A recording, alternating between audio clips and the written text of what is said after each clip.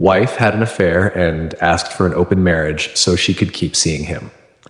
So I played along for months while getting evidence of her neglecting our children and filing for divorce and custody.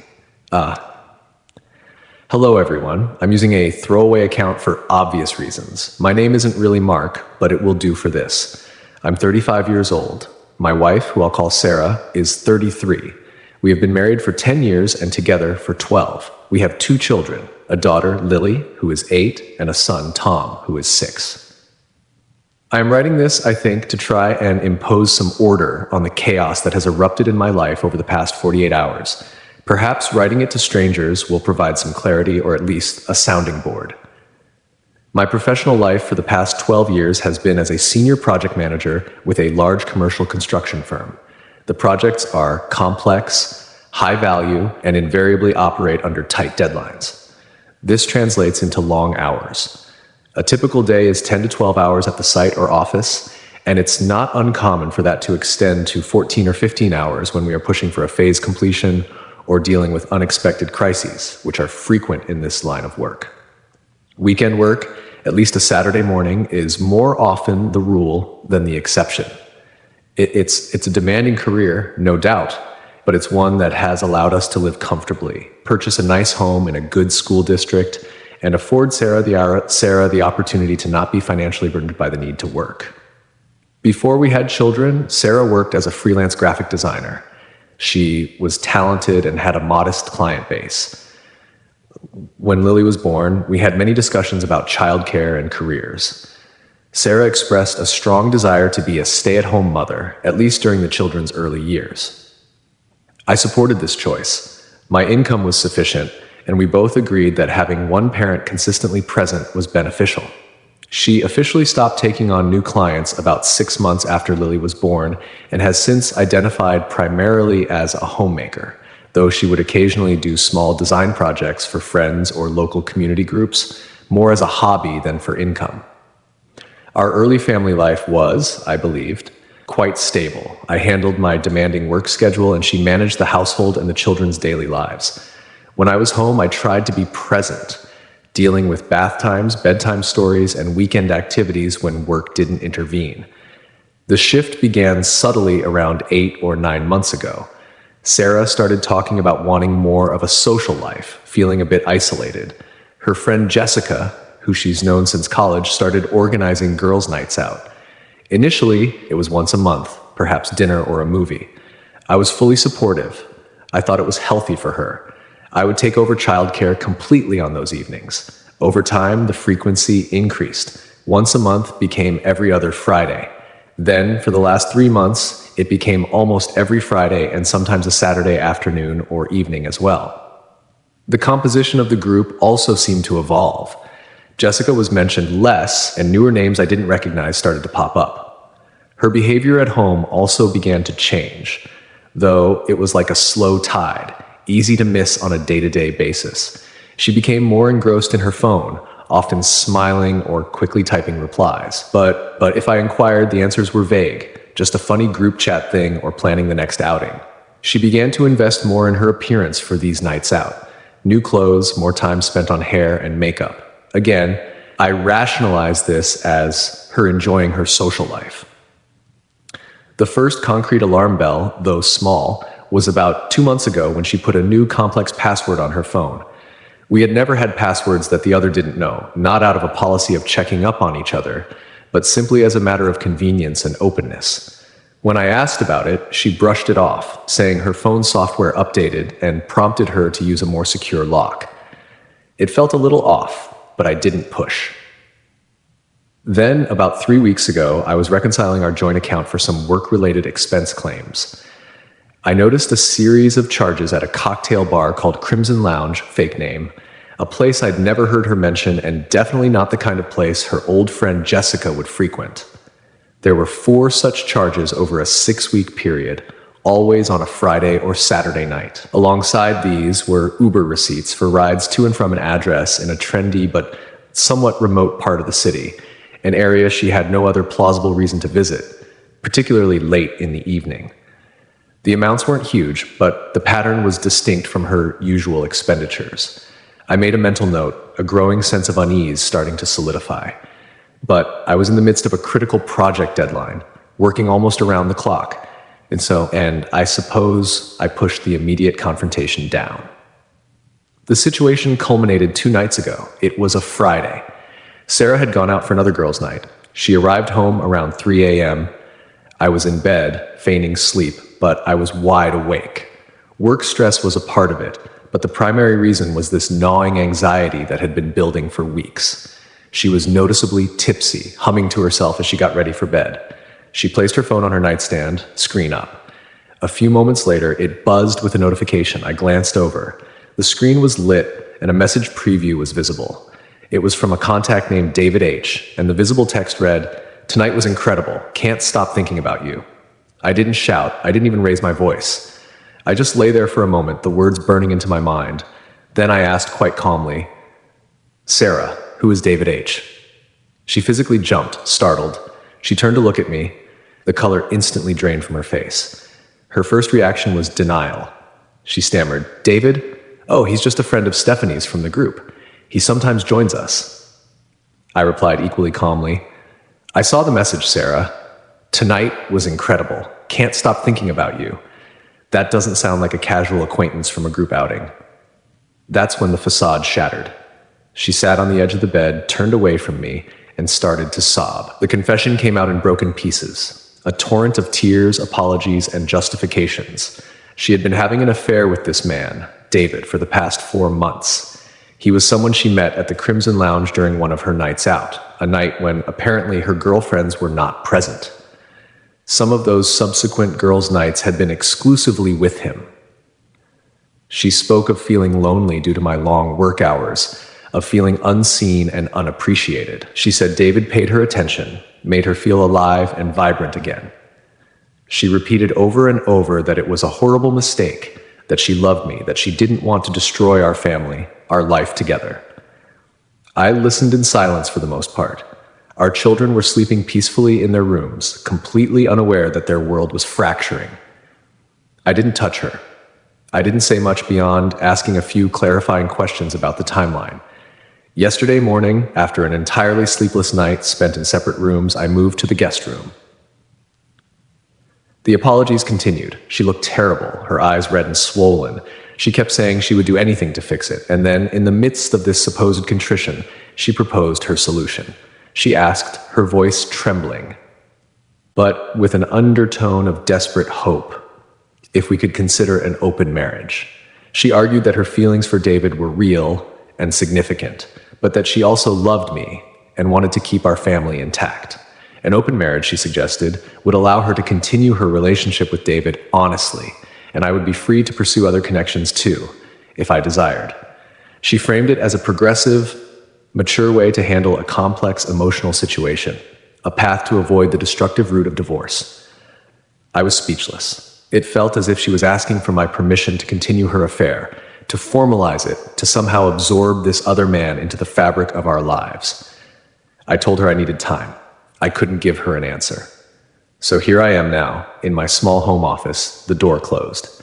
Lily and Tom are watching Saturday morning cartoons downstairs. Sarah is moving around in the kitchen, her presence a constant heavy weight. She's trying to act normal for the children, but it's a very thin veneer.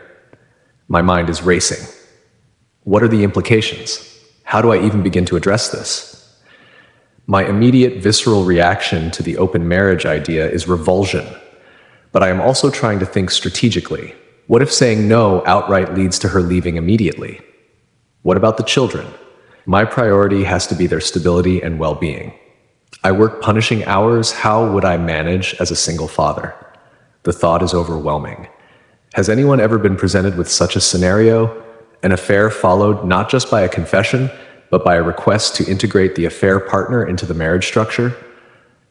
What are the first steps I should take? Update 1. It has been 3 weeks since I shared my initial situation here. The outpouring of comments, advice, and private messages was overwhelming, and I want to express my sincere gratitude. Reading through so many different perspectives, some harsh, some empathetic, some brutally practical, helped me cut through the initial fog of shock and pain. It made me realize that while my specific circumstances felt unique and isolating, the underlying themes of betrayal and difficult choices are unfortunately common. Several recurring questions and points for clarification came up, so I'll address those first. Many asked if there were prior signs of unhappiness from Sarah or if we had considered therapy before this. Looking back, her increased desire for girls' nights and some general comments about feeling stuck in a rut could be interpreted as signs. However, she never communicated deep dissatisfaction or loneliness to me directly in a way that suggested our marriage was in serious trouble. Whenever I asked if everything was okay or if she wanted to talk, she would usually say she was just tired or stressed from the kids. We had not considered therapy. I genuinely believed, perhaps naively, that we had a fundamentally strong, if sometimes stressed, marriage. Her apology, as I mentioned, was filled with tears and self-recrimination, but its proximity to the open marriage proposal retrospectively tainted its sincerity for me. It began to feel less like true remorse for the betrayal and more like regret for getting caught, followed by a quick pivot to her desired outcome, keeping her affair partner without losing the stability of her marriage and family. She described her feelings for David as something that had taken her by surprise, and that she was terribly conflicted, believing an open arrangement was the only path that didn't involve shattering everyone's lives. The most consistent piece of advice, and the one that resonated most strongly with my need for concrete action, was to consult with a lawyer. I scheduled an appointment within 2 days of my original post. I found a reputable family law attorney through a bar association referral. That 1-hour consultation was possibly the most clarifying and empowering hour I've had in months. The lawyer was direct, professional, and explained the legal landscape of divorce, custody, and financial settlements in our state. She advised me, irrespective of any reconciliation attempts, to begin meticulously documenting everything: Sarah's behavior, my involvement with the children, financial expenditures, and any communication regarding her affair or the open marriage proposal. She explained that such documentation could be vital in protecting my interests and, crucially, the children's interests, should divorce become the path forward.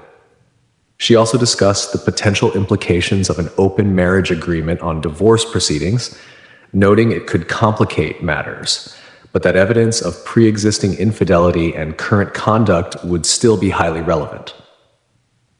After that meeting, and after days spent rereading comments here and thinking through the wreckage of my marriage, I arrived at a difficult decision. The notion of an open marriage, particularly one initiated by infidelity and so clearly weighted in Sarah's favor, was something I could not genuinely accept.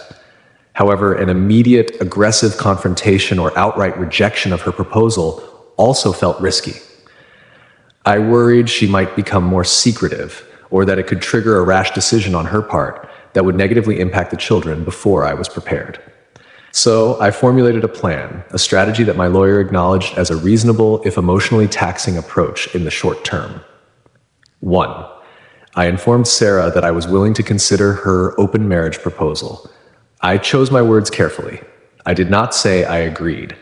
I expressed that it was a radical idea, that I was still processing the affair, and that if we were to even begin to explore such a path, it would require immense effort, professional guidance, and absolute transparency from her. I told her I would need time to think, to research, and to see if I could even entertain such a concept. I suggested that a prerequisite would be her telling me everything about David, their relationship, and her expectations. I also floated the idea of us seeking couples counseling, specifically to navigate this, knowing full well this was a delaying tactic on my part. The primary goal here was not to save the marriage via this route, but to buy myself time to prevent her from digging in her heels or trying to hide her actions further, and to allow me to begin my own preparations. 2. Acting on my lawyer's strong recommendation, I hired a licensed and reputable private investigation firm. This was a significant step and not one I took lightly, but I understood its necessity. Their brief was to discreetly document Sarah's activities, specifically her meetings and interactions with David, her time spent away from home, particularly when she was supposed to be caring for the children, and any general conduct that could be construed as neglect of her parental responsibilities or misuse of marital assets. They began their work approximately 2 weeks ago. The cost is considerable, but I view it as an investment in securing a fair outcome for myself and my children. 3, I've become incredibly diligent about documentation. I started a secure digital journal, password protected, and backed up. In it, I log daily entries, Sarah's comings and goings, the explanations she offers, her level of engagement with the children, her moods, any significant conversations, paraphrased as accurately as possible, and copies of texts or emails related to her affair or plans with David. I also track my own activities, particularly everything I do for and with the children. Concurrently, I have made substantial visible changes to my own schedule to assume the role of primary caregiver. This was the most challenging logistically. I had several frank discussions with my direct supervisor and HR department, explaining that I was dealing with a serious family matter requiring me to have more predictable hours and less travel for the foreseeable future. I didn't disclose the specifics of the affair, but emphasized the need to be the stable parent for my children. They were surprisingly understanding and have allowed me some flexibility, which involves me working intensely focused hours while at work and then continuing remotely late into the night after the children are asleep. I now handle all morning routines for Lily and Tom. Breakfast, getting them ready, the school run. I pick them up from school or after school activities. I attend every school meeting, every doctor's appointment. I cook their dinners, help with homework, and manage their bedtime routines. This shift is not solely for legal leverage. My children are my absolute priority, and they need consistency and a present parent more than ever. As advised by my lawyer, I've also taken steps to fully understand and secure our financial situation. I've gathered copies of all bank statements, investment records, credit card bills, tax returns, and property deeds. For the past 5 years, I consulted with a financial advisor independently to understand my own financial standing and to plan for potential future scenarios. I opened a separate bank account in my own name for my salary deposits moving forward, though I continue to contribute to joint household expenses from our existing joint account, monitoring it closely for any unusual withdrawals by Sarah. Sarah's reaction to my statement that I would consider her proposal was one of relief. It was as if a massive weight had been lifted from her shoulders. She genuinely seems to believe that I am open to this idea in our lives. As a result, she has become startlingly open about her ongoing relationship with David. She will casually mention, "Oh, David and I are planning to try that new XYZ place on Friday," or "David had a really stressful day at his office."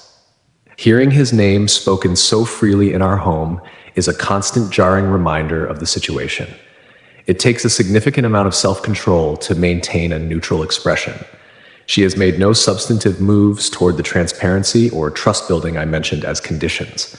Her version of transparency is simply informing me of her plans with him, seemingly expecting my approval. The private investigator has already provided several updates. They are professionals and have been discreet. Their initial reports confirm frequent meetings between Sarah and David, both during daytime hours when she is ostensibly running errands. They have photographic evidence of them together at restaurants, parks, and entering and leaving a specific apartment building, which they believe to be David's residence. More concerningly, they have documented 2 instances in the past week where Sarah delegated childcare to a hastily arranged babysitter, once for Tom's after-school soccer practice pickup and once for an evening when she told me she was going for an errand while she was observed meeting David. These instances are being meticulously recorded. My increased involvement with Lily and Tom has been the one genuinely positive development in this mess. They have responded well to the consistency and my focused attention. Lily, who is quite perceptive, has commented a few times, "Mommy goes out a lot now, and you pick us up from school all the time, Daddy. I like that." I've kept my answers vague and reassuring, avoiding any negative comments about Sarah. The truth is, it's exhausting. I am essentially functioning as a full-time single parent while juggling a high-pressure job and the immense emotional strain of this duplicitous existence. Sleep is a luxury. The atmosphere within our home is deeply surreal. We are roommates who share children and a history. Sarah is often buoyant, almost cheerful. seemingly unburdened now that her secret is out, and she believes a path has been cleared for her to have what she wants. She makes small talk about groceries or school notices. There are no meaningful conversations about our marriage, our past, or our future, beyond her occasional optimistic remarks about how people make all sorts of arrangements work these days. My lawyer is satisfied with the direction we are taking and the quality of the information being gathered. He has stressed that demonstrating a consistent pattern of my being the primary caregiver, coupled with evidence of Sarah's ongoing affair and any associated neglect or financial impropriety, will significantly strengthen my position should this proceed to a contested divorce, particularly concerning child custody and spousal support claims. How long I can sustain this tightrope walk, I do not know. Each day is a performance. But for now, this is the strategy. The objective is clear: to protect my children, secure their future, and ensure that if our marriage is to end, it ends on terms that are fair and reflective of the reality of Sarah's choices, not her idealized version of an open life built on my silent suffering. Thank you once more for the space to write this. I anticipate a long road ahead and will update again when there are substantial developments. Update 2, final update. It has been 14 months since my original post, which feels like a lifetime ago, and approximately 13 months since I provided my first update. The journey since then has been full of difficulties, but it has reached its legal conclusion, and I believe it's appropriate to share the final outcomes, both for my own sense of closure and for those who invested their time and thoughts in my situation. The 3 months following my last update were perhaps the most challenging phase of this entire ordeal. I continued the charade of considering Sarah's open marriage proposal while living under the same roof. The private investigator's work continued, yielding a comprehensive portfolio of Sarah's activities. Her involvement with David didn't just continue, it intensified. She became bolder, often staying out late on weeknights, citing various social engagements or freelance work that the PI's reports consistently revealed were rendezvous with David. There were documented weekend afternoons spent at his apartment and even a 2-day wellness retreat she claimed to be attending with a girlfriend, which the PI confirmed was a trip taken with David to a nearby resort town. During this period, my role as the de facto sole functioning parent for Lily and Tom became more and more. I managed every aspect of their lives: school schedules, homework, meals, doctor visits, playdates, and emotional support.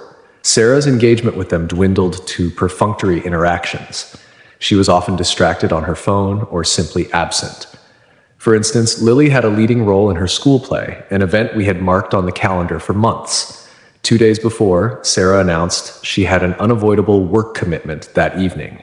The PI later confirmed she was having dinner with David. I recorded her absence along with Lily's quiet disappointment. There were numerous such instances, each one a painful piece of evidence, not just for legal purposes. But of her escalating detachment from her family, the emotional toll on me was immense. Maintaining a calm, composed exterior for the children and a neutral, considering facade for Sarah, while internally processing the daily reports from the PI and managing my own grief and anger, was draining. Sleep was minimal, and stress was a constant companion. The decision to file for divorce was made in consultation with my lawyer after nearly 5 months of this. We had a substantial body of evidence: detailed timelines, photographic and video evidence from the PI, financial records showing her spending on David, including cash withdrawals before her outings and charges for gifts and meals I could tie to their meetings, and my own exhaustive log of her parental absenteeism versus my full-time caregiving. My lawyer was confident we had a very strong case, not just for divorce on grounds of adultery, but for securing primary custody and arguing against significant spousal support due to her conduct. The logistics of filing were carefully planned. I secured a new lease on a house in the same school district to minimize disruption for Lily and Tom. On the day of filing, while Sarah was out reportedly at a yoga workshop, which the PI confirmed was actually an afternoon at David's, I moved the children and our essential belongings to the new residence. Sarah was served with divorce papers and a motion for temporary primary custody that evening, upon her return to a nearly empty house. Her reaction, as relayed to me later through legal channels, I initiated a strict no direct contact policy with all communication to go through lawyers or a court-mandated co-parenting app for child-related logistics only, was one of utter shock, followed by intense anger and accusations of betrayal. She had genuinely believed I was slowly coming to terms with her vision of an open marriage. The revelation that my consideration had been a calculated strategy to gather evidence against her was, by all accounts, a devastating blow to her narrative. The divorce proceedings were contested, though not as protracted as they might have been, thanks to the sheer weight of our evidence. Sarah, through her legal counsel, initially pushed back hard. She sought joint physical and legal custody, significant spousal support, citing her years as a stay-at-home mother, and a larger share of the marital assets. Her lawyer attempted to discredit the PI's evidence as an invasion of privacy and painted me as vindictive.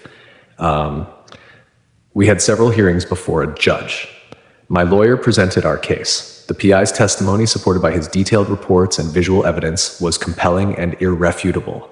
My daily logs, cross-referenced with school attendance records, doctor's visit confirmations, all showing me as the attending parent, and receipts for children's expenses painted a clear picture of primary caregiving.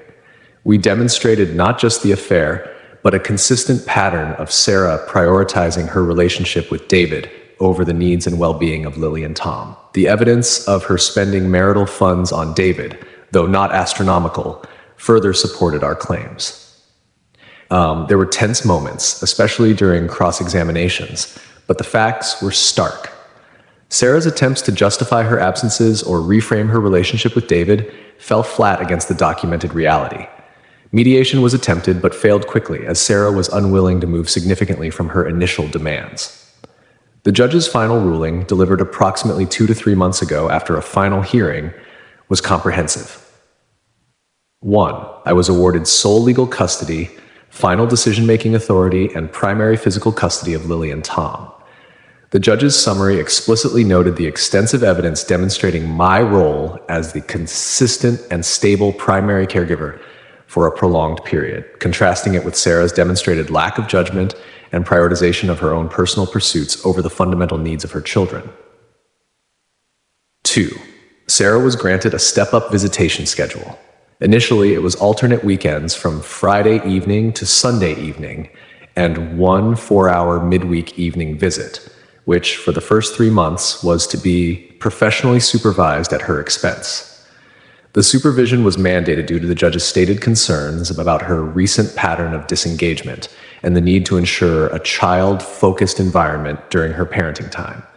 After 3 months of compliant supervised visits, the supervision was lifted. All exchanges of the children were to occur at a neutral public location or be facilitated by a mutually agreed upon third party to minimize direct contact between Sarah and me.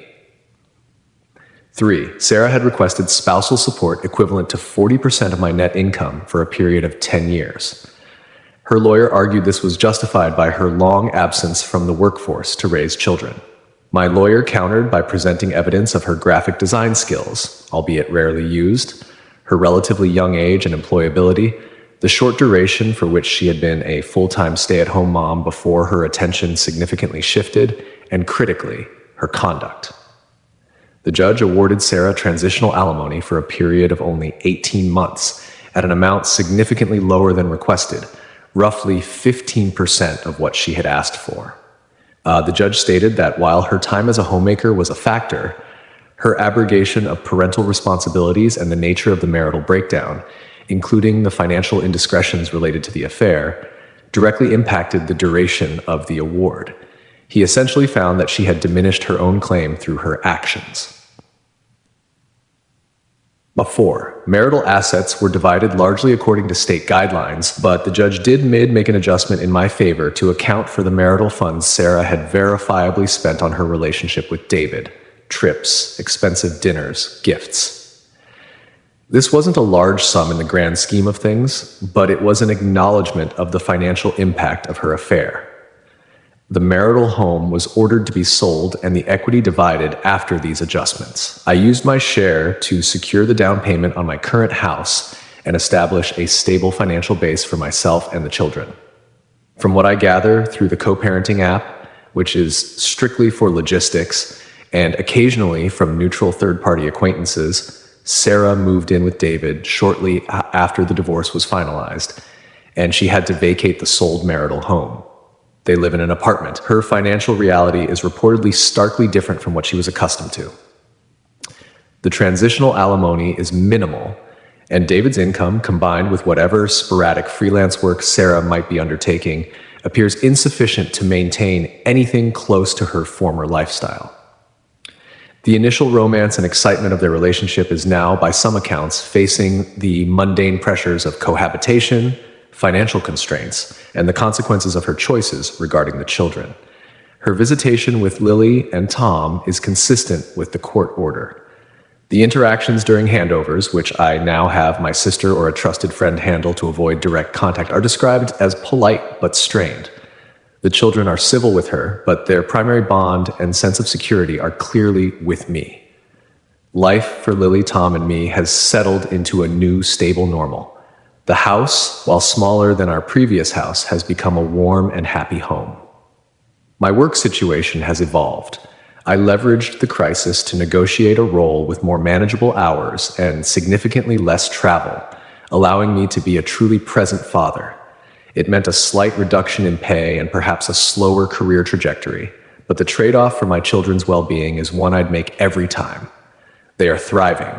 They are doing well in school, have a good circle of friends, and while the divorce was undoubtedly a difficult experience for them, they have shown incredible resilience. Our bonds are stronger than ever. I want to thank this community again. This will be my final post on this chapter of my life. My focus is now entirely on the future, on raising my children, and on building a new life with them.